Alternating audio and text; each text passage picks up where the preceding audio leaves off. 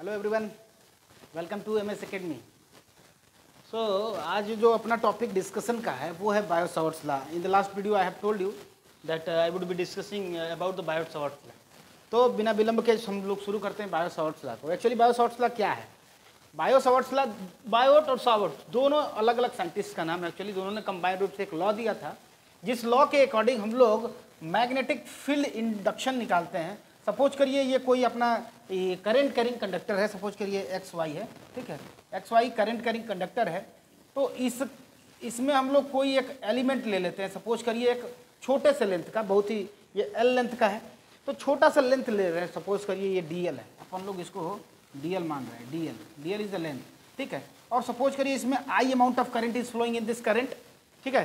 तो in this conductor I amount of current is flowing, I am picking a small length of the conductor that is of dl length, ठीक है। I am having a point P जो कि suppose करिए ये कुछ दूरी पे है यहाँ से, ठीक है, सपोज करिए ये r दूरी पे है, ठीक है, सपोज दैट इट्स r दूरी पे है।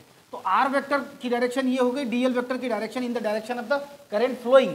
तो दोनों के बीच में एक एंगल बन रहा है, यानी कि देखिए I इंटू डी एल यदि आप कर रहे हैं तो ये जो एक क्वांटिटी बन रही है I इंटू डी एल, इसको हम लोग बोलते हैं current element.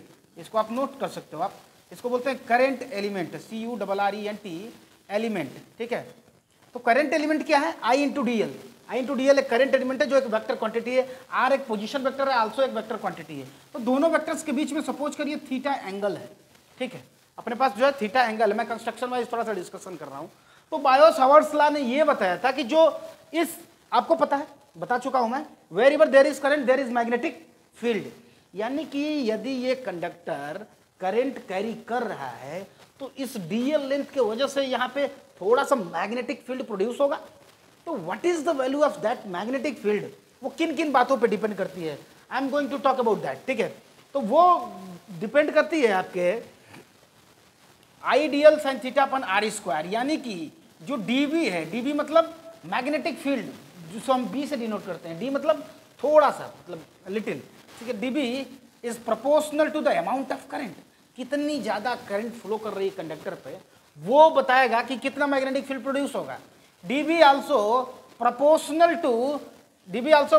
To the sine theta, जो एंगल है इस पे भी डिपेंड करता है, एंगल कितना है। तो DP also depends upon the, ठीक है, साइन ऑफ द थीटा, ठीक है। डीबी और किन बातों पे डिपेंड करता है? डीबी डिपेंड करता है इस करंट एलिमेंट पे, ये करंट एलिमेंट है डीएल। तो डीएल लेंथ हमने कितना पिक किया हुआ है, इट आल्सो डिपेंड्स, यानी जो मैग्नेटिक फील्ड है एट अ पॉइंट पी, वो इन तीन पे डिपेंड करने के साथ साथ ये डिपेंड करता है कि इन दोनों के पॉइंट के बीच की दूरी कितनी है। तो इनवर्स लॉ को फॉलो करता है, तो ये डिपेंड करता है 1/r² पे। नाउ इक्वेशन नंबर सपोज करिए 1, 2, 3 and 4, combine equation 1 to equation 4, 1 से लेकर 4 तक को आप ऐड कर दीजिए तो आपको मिलेगा dB is proportional to I D L sine theta upon are square. I D L sine theta upon are square आपको मिलेगा dB प्रोपोर्शनल टू। जैसे ही आप प्रोपोर्शनलिटी का सिंबल हटाएंगे आपको मिल जाएगा dB is equal to I D L sine theta. यहाँ क्या आ जाएगा, जैसे प्रोपोर्शनलिटी चेंज होता है कांस्टेंट तो आना है ना, तो I D L sine theta upon are square, ठीक है। अब ये के की जो वैल्यू है ये डिपेंड करता है कि जो हमने एलिमेंट ले रखा है और जो पॉइंट है हमारा मैग्नेटिक फील्ड निकालने का इंडक्शन, तो इन दोनों के बीच का जो मीडियम है उस पर डिपेंड करता है के की वैल्यू। सपोज करिए ये मीडियम है अपना, तो ये के की जो वैल्यू होती है, यहाँ पे के की वैल्यू हम लोग लेते हैं μ0/4π, के की वैल्यू हम लोग लेते हैं μ0/4π। जैसे ही आप इसे पुट करेंगे आपको dB इज इक्वल टू मिल जाएगा μ0/4π I D L sine of theta upon are square. So this is the magnitude wise, ये मैग्नीट्यूड हुआ, यानी इसमें वेक्टर फॉर्म नहीं है, स्केलर। एक्चुअली मैग्नेटिक फील्ड एक वेक्टर फॉर्म है, मैं वेक्टर फॉर्म बताता हूँ आपका इसका कितना होगा। अभी आप समझिए मैग्नीट्यूड कितना हुआ है, तो dB is equal to μ0/4π I d l sine theta upon are square. ये आपको याद रखना, ये इट्स वेरी इंपॉर्टेंट। जब भी बायो-सावर्ट्स लॉ का नाम आएगा आपको ये फॉर्मूला याद होना ही चाहिए, I D L sine theta upon are square, और जो कांस्टेंट होता है वो होता है μ0/4π, यानी कि μ0/4π I d l sine theta upon are square. कुछ लोग कहते हैं इसका वेक्टर फॉर्म बताइए, चलिए आइए डिस्कस करते हैं थोड़ा सा इसके वेक्टर फॉर्म को। जो मैग्नेटिक फील्ड होता है उसका जो यूनिट होता है वो टेस्ला होता है, कैपिटल टी से डिनोट करते हैं, ठीक है, कैपिटल टी से हम लोग डिनोट करते हैं टेस्ला, ठीक है, टेस्ला। टेस्ला का कल बर्थडे था आपको अगर याद हो तो, ठीक है, यानी कि टेस्ला हो गया, ठीक है। अभी मैं वेक्टर फॉर्म की बात कर रहा हूँ, ओके।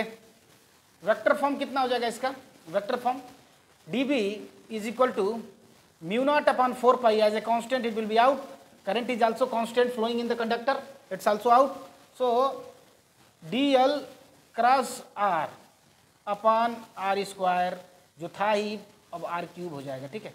साइन थीटा को हमने इलिमिनेट कर दिया, क्योंकि देखिए इन दोनों का जब आप अगर आपने वेक्टर पढ़ा है, मैं पढ़ा चुका हूँ वेक्टर आपको, तो बताया था क्रॉस प्रोडक्ट में साइन आता है, डॉट प्रोडक्ट में कॉस आता है, तो साइन को हमने जैसे ही इलिमिनेट किया क्रॉस आ गया। यानी कि ये वेक्टर फॉर्म का जो है अपना, ये क्या बताता है आप समझ पा रहे हो, वो ये बताता है कि जो डीएल है और जो आर है ये दोनों जिस प्लेन में एग्जिस्ट करते हैं, एक्चुअली मैग्नेटिक फील्ड की डायरेक्शन इनसे परपेंडिकुलर होती है। So the point is very simple, the magnitude is equal to mu naught upon 4 pi I D L sine theta upon are square according to Biot Savart's law. But when we talk about the vector form, so mu naught upon 4 pi into I, its constant will be out, dl cross r upon r cube, it's the vector form। आपको ये याद होना चाहिए, चाहे अगर आपने Coulomb's law पढ़ा होगा तो वहाँ हमने इस बात पे भी डिस्कशन दिया था कि स्केलर फॉर्म से हम वेक्टर फॉर्म जनरेट कैसे करते हैं। Anyway, let's talk about the comparison between bio-Savart's law and Coulomb's law.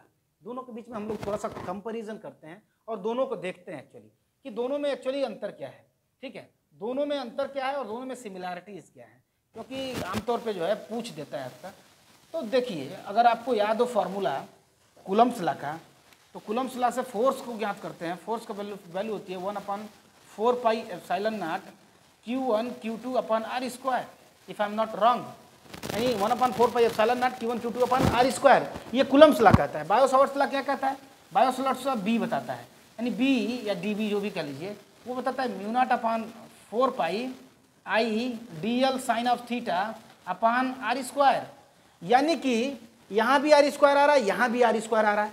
यानी पॉइंट इज वेरी सिंपल, दोनों in case of Coulomb's law and also in case of Biot Savart's law, both the laws follow the inverse square law, दोनों ही inverse square law को follow करते हैं, पहली बात। दूसरी बात, ये दोनों ही लॉन्ग रेंज के जो है, ये लॉन्ग रेंज के जो भी फिजिकल क्वांटिटीज हैं, क्योंकि आर की वैल्यू बहुत ही लंबे डिस्टेंस पे हम लोग कैलकुलेट करते हैं।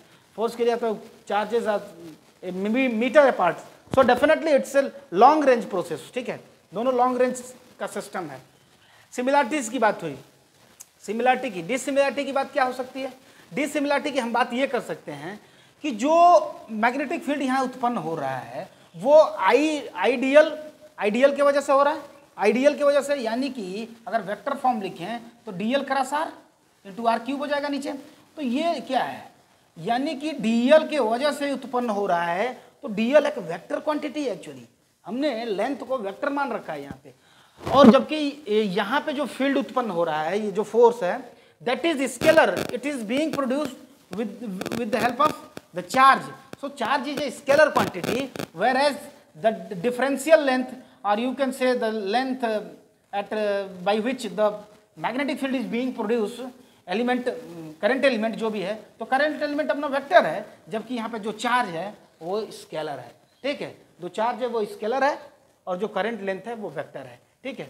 तो इस तरह से आप ये कंपैरिजन सिमिलरिटीज और डिसिमिलरिटीज की जो है हम लोग बात जो है कर सकते हैं, ठीक है, कब जब कंपैरिजन की बात आती है बायो-सावर्ट्स लॉ में और किसमें, कूलम्ब्स लॉ में, ठीक है।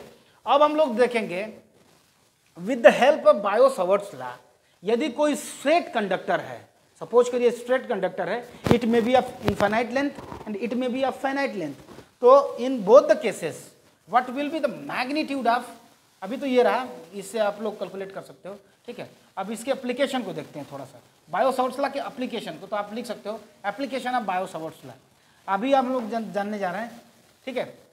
Magnetic field due to a straight current carrying conductor, लिख लीजिए आप, magnetic field induction due to a current carrying conductor, ठीक है, due to a current carrying conductor, ठीक है, I am not writing all the points, ठीक है। यानी कि अभी अपना एक स्ट्रेट पॉइंट है, सॉरी स्ट्रेट लाइन है, सपोज करिए कंडक्टर है, ठीक है, स्ट्रेट कंडक्टर है अपना, this straight conductor is carrying some amount of current, suppose करिए I amount of current is being conducted, ठीक है। एक पॉइंट आपने सेलेक्ट किया, पॉइंट पी अपने सेलेक्ट किया, और हमने यहाँ पे एक एलिमेंटल लेंथ ले लिया dl, ठीक है। इसके वजह से यहाँ पे मैग्नेटिक फील्ड होगा, ठीक है, हम अपने पॉइंट को ही चेंज कर देते हैं, ठीक है। तो इसके वजह से एक मैग्नेटिक फील्ड होगा, ठीक है। और जो मैग्नेटिक फील्ड होगा, सपोज करिए यहाँ से ये एक एंड रहा और ये की, सपोज करिए एक्स रहा और ये वाई रहा, तो ये जो अपना वाई एंड है यहाँ पे कुछ एंगल बनाएगा, और ये जो एक्स एंगल है, ये एक्स वाला जो है ये भी कुछ एंगल बनाएगा। तो यहाँ से मैं एक एंगल बाइसेक्टर खींच रहा हूँ, एक्चुअली ये यहाँ से परपेंडिकुलर है, ये परपेंडिकुलर है, ठीक है। सपोज करिए फाई है, मैं इसको ऐड कर दिया, मैंने इसको भी ऐड कर दिया। Now what is the value of, suppose करिए ये वाला जो एंगल है ये फाई 1 है, और ये वाला जो एंगल है ये फाई 2 है। यानी कि इस परपेंडिकुलर लाइन से एक एंड, सपोज करिए पहला एंड है, तो पहला एंड फाई 1 एंगल बना रहा है पॉइंट पी पे, और जो दूसरा एंड है फाई 2 एंगल सब्सटेंड कर रहा है। नाउ सपोज करिए ये आई अमाउंट ऑफ करंट इसमें फ्लो कर रहा है, ठीक है।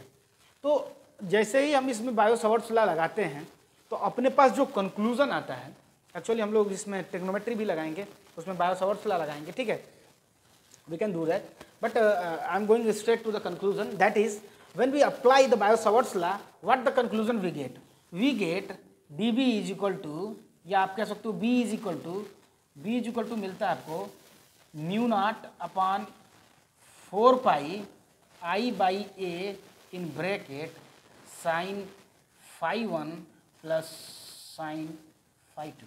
नोट कर लीजिए, ये रहा B आपका, यानी मैग्नीट्यूड कितना काम करेगा।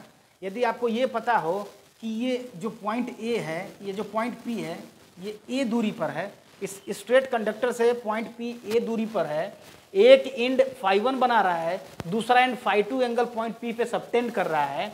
Now what is the value of magnitude of the B, that is the magnetic field due to this straight carrying conductor. तो mu naught upon 4 pi I by A into sine phi 1 plus sine phi 2। इन दोनों बातों पे depend करता है कि ये angle कितना बना रहे हैं, ठीक है। तो इसको आप नोट कर लीजिए, ये बड़ा ही इंपॉर्टेंट रिजल्ट है, इसमें न्यूमेरिकल्स भी आते हैं, आपको आगे कराएंगे भी हम।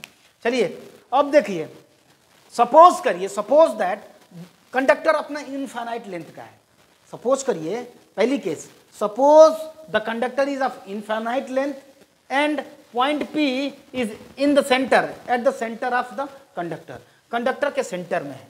अभी आप समझिए, जैसे ही हम इसके समीप आते जाएंगे, पॉइंट P को आप कंडक्टर के तरफ ले आइए और इन पॉइंट्स को आप बढ़ा दीजिए। इमेजिन करिए एक इनफाइनाइट पे प्लस इनफाइनाइट पे, दूसरा माइनस इनफाइनाइट पे।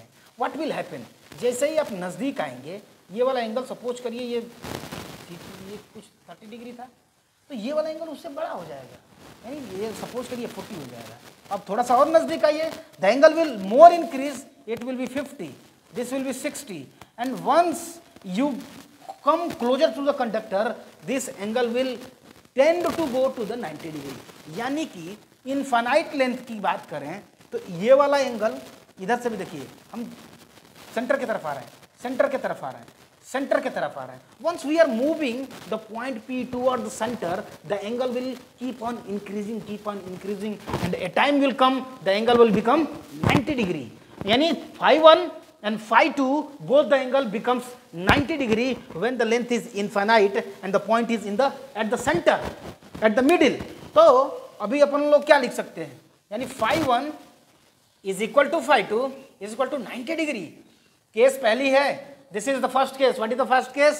First case says both the angles gets 90 when the current is when the conductor are of infinite length and point P is in the center. Okay, point is very simple. Sin phi 1 sin phi 2 हमने 90 मान लिया। अब इसकी value यहाँ रखिए 90, sin phi 1 90, यानी sin 90 1, sin phi 2 भी 90, यानी sin 90 1, यानी 1 + 1 कितना हो जाएगा 2, और 2 जैसे रखेंगे तो v की जो वैल्यू हो जाएगा v इज इक्वल टू हो जाएगा mu naught upon 4 pi I by A, और यहाँ से 2 हो जाएगा। यानी आप लिख सकते हो b इज इक्वल टू 2, चाहो तो कैंसिल कर सकते हो, चाहो तो मत करना, ठीक है। तो mu naught upon 4 pi 2 I by A, this is the value of the magnitude of the magnetic field at a point P which is near the conductor for the